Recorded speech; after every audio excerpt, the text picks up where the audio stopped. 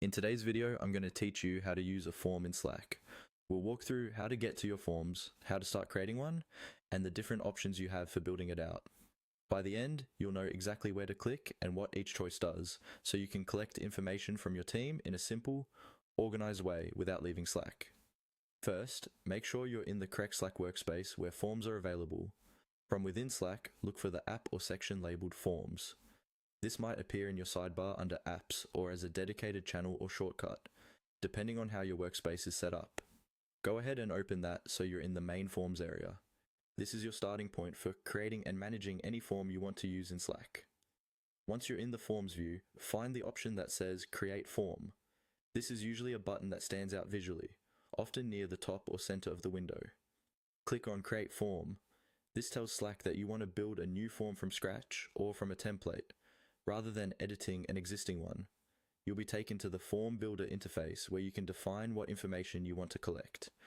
Inside the Form Builder, you'll see an option labeled Browse Templates. Go ahead and click on Browse Templates. This opens a gallery of pre-made forms that you can use as a starting point. Templates are really helpful if you're not sure how to structure your form yet.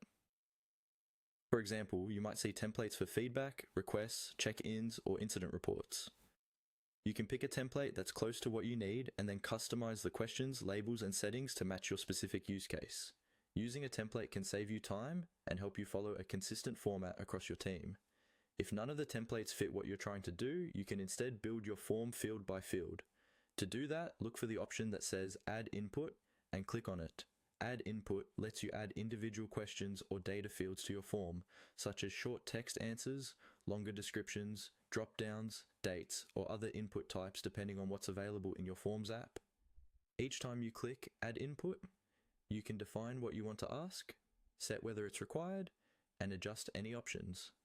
Repeat this until your form includes all the information you need to collect. Once you've chosen a template or added all your inputs, you're ready to fine-tune and then share your form with your team directly in Slack.